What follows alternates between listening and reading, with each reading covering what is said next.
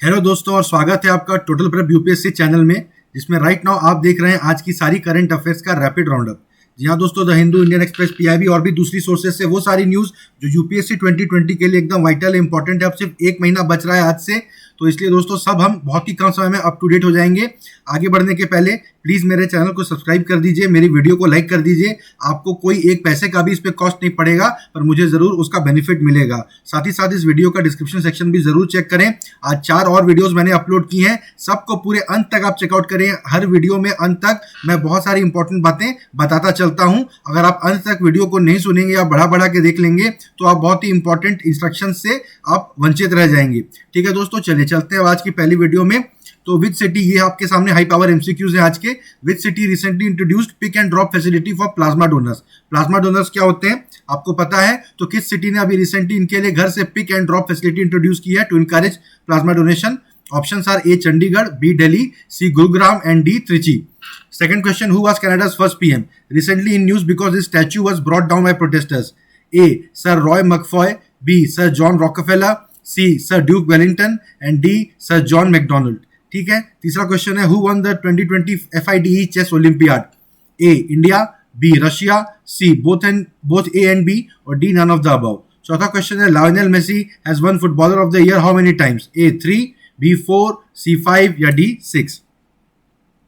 चलिए आज के करंट अफेयर्स कैप्सूल में चलते हैं। गुरुग्राम है started pick and drop facility for plasma donors. आपको पहले अपने क्वेश्चन का आंसर मिल गया। आप समझ ही सकते हैं उन्होंने फैसिलिटी क्यों इंट्रोड्यूस की है, क्योंकि वो प्लाज्मा डोनेशन को इनकरेज करना चाहते हैं। बहुत सारे लोग जो अभी अभी कोरोना से ठीक हुए हैं वो अपना ब्लड, प्लाज्मा ये सब देने के लिए रेडी नहीं होते। उन्हें डर लगता है अभी अभी हम बीमारी से ठीक हुए हैं, ऐसी जानलेवा बीमारी से हम फिर से कमजोर ना हो जाए। हालांकि डॉक्टर्स का ऐसा कहना है कि ऐसी कोई बात नहीं है।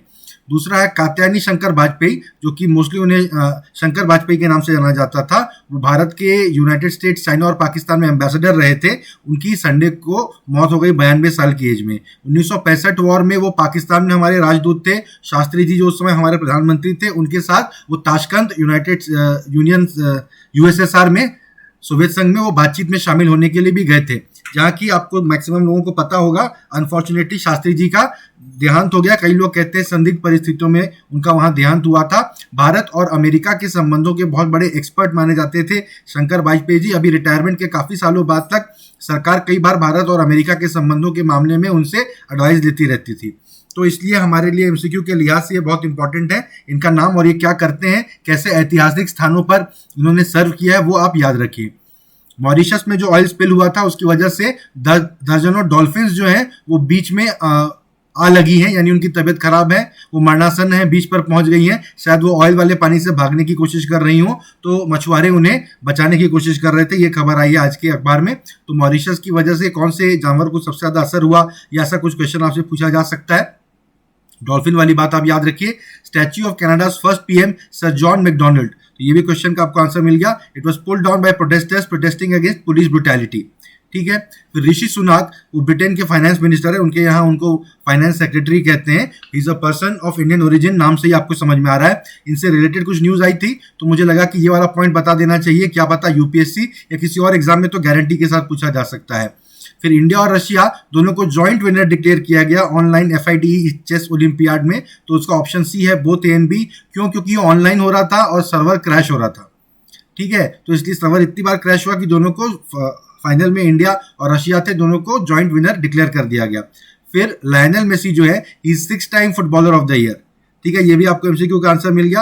ही has decided to leave Barcelona, उनका जो क्लब है। फुटबॉल मैं तो फॉलो करता नहीं हूं, पर ये खबर बहुत ज्यादा न्यूज में आजकल चल रही है। मेसी वो बहुत बड़े फुटबॉल के वो प्लेयर हैं और उनका क्लब है बार्सिलोना। ठीक है, उसको वो छोड़ने का प्रयास कर रहे हैं, क्लब उनको छोड़ नहीं रहा है। कुछ बहुत सारी इस तरह की वहां पर कॉम्प्लिकेशंस चल रही हैं, तो आई थिंक ये खबर न्यूज में आती है। स्पोर्ट्स से जैसा कि मैंने आपको बताया बहुत कम न्यूज आ रही है, स्पोर्टिंग इवेंट्स उतने ज्यादा हो नहीं रहे हैं। तो जो भी स्पोर्ट्स से रिलेटेड न्यूज है उसे हमें बहुत ध्यान से सुनना है, नोट करके रखना है। फिर एक और देहांत हुआ है prominent cardiologist and founding director of the national heart institute इन दिल्ली, पद्मावती शिवरामकृष्ण अय्यर। उनकी 102 साल की आयु में मृत्यु हो गई संडे को। तो ये भी आप याद रखिए, एमसीक्यू के लिहाज से इंपॉर्टेंट हो सकता है। देखिए, ब्राजील में दुनिया का लार्जेस्ट वेटलैंड है जो कि ऊपर और नीचे दोनों जगह से जल रहा है। सबसे इंपॉर्टेंट क्वेश्चन तो यही है, दुनिया का लार्जेस्ट वेटलैंड क्या है? पेंटनाल नाम है उसका। ठीक है, 1.5 लाख स्क्वायर किलोमीटर ब्राजील में फैला हुआ है और बोलीविया और पैराग्वे तक भी गया हुआ है। वहां कुछ भी होगा तो पूरे रीजन की बायो डाइवर्सिटी पे इसका असर पड़ेगा। ठीक है, वेटलैंड बहुत इंपॉर्टेंट है इन्वायरमेंट एंड इकोलॉजी के पॉइंट ऑफ व्यू से और यूपीएससी के पॉइंट ऑफ व्यू से। जो रामसर साइट्स हैं इंडिया में, रामसर कन्वेंशन हुआ था ईरान में 1970 के दशक में, उसके बारे में आपको सबको मालूम होगा। जिनको नहीं मालूम है अभी आप शंकर आईएएस की बुक खोलिए, उसमें रामसर कन्वेंशन के बारे में पढ़ के रखिए। रामसर साइट्स बहुत इंपॉर्टेंट पॉइंट है यूपीएससी एमसीक्यू के लिए। वेटलैंड्स बहुत ही इंपॉर्टेंट होते हैं एग्जाम के लिहाज से भी। तो दुनिया का लार्जेस्ट वेटलैंड है, वहां पर आग लगी हुई है ऐसा कह रहे हैं, लेकिन आग जो है अक्सर दिखती नहीं है, वो जमीन के नीचे से वहां पर आग लगी हुई है। इतना ही आप समझ लीजिए, बहुत ज्यादा इसमें डीप में घुसने की बात नहीं है। अमेजॉन रेन फॉरेस्ट वगैरह में गर्मी की वजह से बार बार आग लग जाती है, फिर यहाँ पे कई जगह आग जमीन के नीचे लग जाती है, ऊपर दिखती नहीं है। तो अब उसको, जो आग दिख भी नहीं रही है, उसको आप कैसे जाके डिटेक्ट करेंगे और कैसे आप वहां पर आग को बुझाएंगे, ये बहुत ज्यादा कॉम्प्लिकेटेड मैटर है। Sometimes you control a fire and it's not really dead, it's just sleeping, ऐसा फायर फाइटर लोगों का कहना है। देखिए यहाँ पर बता रहे हैं, सही बात है, आपने आग बुझा दी ऊपर से, पर अंदर ही अंदर आग जलती रहती है। ठीक है, तो ये खैर पॉइंट ऑफ व्यू के लिए मैंने आपको बता दिया। लेकिन सबसे ज्यादा पेंटेनॉल का नाम जो है पुर्तगीज शब्द स्वाम्प है, यानी ठीक है दलदल। पुर्तगीज शब्द क्यों लिया है ब्राजील में? क्योंकि ब्राजील पहले पुर्तगाल की राजधानी थी, राजधानी नहीं थी सॉरी, उनका कॉलोनी थी, उपनिवेश था। जैसे भारत इंग्लैंड की कॉलोनी थी, वैसे ही ब्राजील पुर्तगाल की कॉलोनी थी। और जैसे हमारे यहाँ इंग्लिश बहुत ज़्यादा बोली जाती है, हम सब इंग्लिश में ही पढ़ रहे हैं अपने सामने, तो वैसे ही ब्राज़ील में इसीलिए पुर्तगीज भाषा बहुत ज़्यादा बोली जाती है। स्वाम का मतलब होता है दलदल, तो दलदल का ही शब्द है पेंटेनॉल, पुर्तगीज शब्द है, जो कि दुनिया का सबसे बड़ा वेटलैंड है। ठीक है, याद रखिए, एग्जाम के लिहाज से इंपॉर्टेंट है। PFRDA, pension fund regulatory and development authority ने क्या किया है, वो एक ऐसा पेंशन स्कीम बनाने की प्लानिंग कर रहे हैं जिसमें कि मिनिमम अश्योर्ड रिटर्न मिलेगा। देखिए, अगर आपको पता है, आप में से कुछ लोग अगर जॉब कर रहे हैं, अगर कोई जॉब कर रहे हैं, आप जिन लोग ये वीडियो सुन रहे हैं, तो प्लीज़ मेरे कमेंट सेक्शन में लिख के बताइए कि आप जॉब कर रहे हैं, तो मुझे पता चलेगा कि ऐसे वर्किंग प्रोफेशनल्स भी मेरी ऑडियंस में हैं। ठीक है, अगर आप जॉब कर रहे हैं, आपको पता होगा, या आपके फादर जॉब कर रहे हैं गवर्नमेंट सेक्टर में, ऐसा कुछ आपको पता चला होगा। सरकार ने एनपीएस लॉन्च किया है। पुरानी पेंशन स्कीम जो सरकारी नौकरियों में मिलती थी वो बंद हो चुकी है। अब जो है आपका पैसा मार्केट में लगा दिया जाता है। ठीक है, मार्केट में यानी शेयर मार्केट वगैरह में लगा दिया जाता है, उसके बेसिस पे फिर आपको वापस पेंशन मिलेगी कि कितना मार्केट में पेंशन स्कीम्स ने रिटर्न कमाया है। ठीक है, तो ये थोड़ी, हर आदमी इस बात से चिंतित रहता है, विचलित रहता है कि जॉब करने के बाद जब आप रिटायर हो जाएंगे, तब आप चाहते हैं कि भाई फिक्स्ड इनकम रहे। ठीक है, कि हम उस हिसाब से प्लानिंग कर सकें। अगर हर महीने अलग पेंशन आएगी तो ऐसे लोगों का घर कैसे चलेगा? तो ये बड़ी एक कंसर्न की बात है। लेकिन पेंशन फंड्स का कहना था कि भाई इतना नहीं हो पाता हमसे। पहले क्या होता था, हर साल जॉब जिन लोग कर रहे हैं उनकी तादाद बढ़ती चली जाती थी, तो उनकी सैलरी से जो पेंशन का पैसा कटता था, वो पैसा रिटायर होने वालों को दे दिया जाता था। तो रिटायर होके लोग कम रहते थे और यहाँ ज़्यादा लोग रहते थे जो काम कर रहे हैं, तो वो बैठ जाता था स्कीम। लेकिन अब गवर्नमेंट सेक्टर कॉन्ट्रैक्ट किया जा रहा है, ज़्यादा से ज़्यादा प्राइवेट सेक्टर में जॉब्स दी जा रही हैं। आप देखेंगे यूपीएससी में भी सीट्स कम होती जा रही हैं हर साल। तो ये स्कीम तो नहीं चलेगी अब कि जो लोग काम कर रहे हैं उनकी सैलरी से काट के जो रिटायर हो चुके हैं उनको आप दे दो, क्योंकि काम करने वाले कम है, जो रिटायर हो चुके हैं वो ज़्यादा है। तो इसलिए कहा गया कि मार्केट लिंक्ड होगा, हम पैसे को मार्केट में लगा देंगे भाई, वहाँ जो रिटर्न आएंगे उसी से पेंशन का पैसा लोगों में बांटा जाएगा। लेकिन इससे हर व्यक्ति असंतुष्ट रहता था। तो अब इस तरह का कुछ एक स्कीम बनाने की कोशिश की जा रही है जिसमें मिनिमम अश्योर्ड, इतना तो मिनिमम हम आपको दे ही देंगे गारंटी के साथ। मार्केट कभी इसके नीचे गया तो इतना सरकार अपनी जेब से दे देगी। ऐसा करके कुछ एक स्कीम लाने की कोशिश कर रहे हैं, तो हर आदमी इससे संतुष्ट रहेगा, हर आदमी अपनी प्लानिंग कर पाएगा। ठीक है, तो funds that are managed are mark to market, जो कि मैंने आपको बताया। So obviously there is some volatility and the valuation is according to the market movement. ठीक है, जो हम बात करें तो इसमें क्या है कि ये एक्चुएरियल्स के साथ, ये एक और टर्म यहाँ पर आया था, एक्चुएरियल फर्म्स।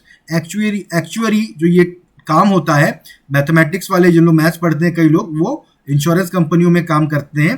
कितना रुपया मैं आपसे लूँ और कितना रिस्क है कि आपको कैसे रिस्क हम कैलकुलेट करें, कितना पेंशन कितने साल बाद कितने इंटरेस्ट पे देने से पूरा हिसाब बैठ जाएगा। इस तरह के कैलकुलेशन ये गणित के लोग जो करते हैं, इसको एक्चुएरियल कहा जाता है, एक्चुअरी कहा जाता है। मैथमेटिक्स में जिन लोग बीएससी एमएससी करते हैं उन लोग यहाँ पर जनरली जॉब मिलती है।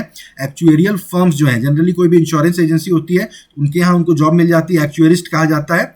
और एक्चुएरियल फर्म्स अलग से होती हैं जो इस तरह के कैलकुलेशन करती हैं। ठीक है, तो उनसे बात करके वो लोग पीएफआरडीए इस तरह की स्कीम पे अभी बात कर रहे हैं, अभी उन्होंने डिसाइड नहीं किया है। ठीक है, तो एक्चुएरियल फर्म्स या एक्चुअरी क्या होता है ये आपसे पूछा जा सकता है एमसीक्यू में, इसलिए मैंने यहाँ पर आपको बता दिया। तो देखिए हल्दी loses it's flavour amid pandemic. GI tag एक तरह ये हल्दी है जो कि उड़ीसा के कंधमाल जिले में होती है। ठीक है, ये आपको याद रखना है। जीआई टैग तो आपको पता है जियोग्राफिकल इंडिकेशन क्या होता है, और जीआई टैग यूपीएससी के लिहाज से कितना इंपॉर्टेंट है सबको मालूम है कि जीआई टैग प्रोडक्ट्स जो उन पे अक्सर सवाल पूछ लिए जाते हैं। तो एक तरह की हल्दी है, उड़ीसा के कंधमाल जिले में मिलती है। इसमें कुछ खासियत होती होगी, अलग टाइप का होता होगा, बहुत ज़्यादा बढ़िया क्वालिटी की होती होगी, तो इसलिए इसको जीआई टैग दिया गया है। हल्दी या उड़िया में शायद हलोदी ऐसा करके बोलेंगे, वैसा उसका नाम है। ठीक है, बाकी शायद उसकी खेती बहुत हो रही है, पर जो भी जीआई टैग करके आप ज़्यादा रेट में बेचते हो तो अब वो भाई इस समय नहीं बिक रही है, पेंडेमिक के समय में, है ना। तो कोविड-19 रिस्ट्रिक्शन की वजह से ट्रेडर्स जो है वो उनके साथ गलत काम कर रहे हैं। 40 रुपया किलो कम उन लोगों को बता रहे हैं, जबकि आपको सरकारी एजेंसी जो है वो 60 रुपए किलो में खरीदती है ये हल्दी। ठीक है, तो अगर गांव के आदिवासी टाइप के लोग इसको अगर उगाते होंगे वो बेचारे इनकी बातों में आ जाएंगे, बेवकूफ़ बन जाएंगे, 40 रुपए किलो बेच देंगे, ये सीधा जाके सरकारी एजेंसी को 60 रुपए किलो में बेच देंगे। जबकि सरकारी एजेंसी ज़्यादा रेट में, कोऑपरेटिव एजेंसी क्यों खरीद रही है, ताकि लोगों को इसका बेनिफिट मिले, है ना, वो नहीं मिल पा रहा है, इसकी वजह से ये सब चीज़ें हो रही है। टर्मरिक कहते हैं हल्दी को अंग्रेजी में, तो ये बात है। तो कुल मिला के ये सब तो ठीक है जो भी है, पर आपको याद रखना है कंधमाल उड़ीसा में हल्दी करके जीआई टैग हल्दी उगती है। चलिए आखिरी न्यूज पे चलते हैं। कर्नाटका सीएम ने एक आरओ ट्रेन फ्लैग कर दी है टू सोलापुर। ठीक है, ये पीनिया इंडस्ट्रियल एरिया से चलेगी। आरओ यानी ये आपका आरओ जो पानी पीते हैं वो वाला आरओ नहीं है, roll on roll of train. ये क्या होती है रोल ऑन रोल ऑफ? आप इस ट्रेन में देखिए इंजन के पीछे ट्रक पे ट्रक लगे हुए हैं। ठीक है, तो एक तरह से ये मालगाड़ी है, इसमें अपने खुद के कोई बोगियां नहीं है मालवाहक जिसमें कि सामान लोड अनलोड किया जाए। इसमें सीधा ट्रक चढ़ता है, ट्रक उतर जाता है। कौन से स्टेशन पहले आएगा तो पहले कौन से ट्रक को उतरना है, इस हिसाब से ऑर्डर में सब चढ़ जाएंगे। रास्ते में ये गाड़ी जहां जहां रुकेगी ट्रकों को उतारते उतारते चल देगी। ठीक है, बैंगलोर से सोलापुर जा रही है, ये आपको याद रखना है, बहुत इंपॉर्टेंट है यूपीएससी के लिहाज से। मुझे गट फीलिंग है कि जरूर इससे एक सवाल पूछा जा सकता है। तो ये एक इंडस्ट्रियल एरिया से जा रही है, बहुत बढ़िया। देखिए पेट्रोल भी नहीं लगेगा और ट्रांसपोर्टर का खर्चा कम हो जाएगा, तो प्रोडक्ट पे ज़्यादा असर नहीं पड़ेगा। तो ये कितने आरओ ट्रेन जो थी वो studying the traffic of good trucks between Bengaluru and Solapur since April. बहुत सामान जा रहा था तो बोला गया कि चलो ट्रेन ही आप यहाँ पे लॉन्च कर दीजिए, रोल ऑन रोल ऑफ वाली ट्रकें ट्रेन पे चढ़ के चली जाएंगी। ठीक है, बेंगलोर से सोलापुर, बेंगलोर के पीनिया इंडस्ट्रियल एरिया से सामान जाएगा, ये याद रखिए। और आरओ ट्रेन है जिसका roll on roll of train होता है। ठीक है, ये नाम आप याद रखिए, आपसे एमसीक्यू में पूछा जा सकता है। अब हम आ गए हैं एमसीक्यू के आंसर्स की तरफ। देखिए कौन सी सिटी ने pick and drop facility introduce की थी प्लाज्मा डोनर्स के लिए? गुरुग्राम इसका आंसर है। कनाडा के पहले पीएम कौन थे? Sir John McDonald.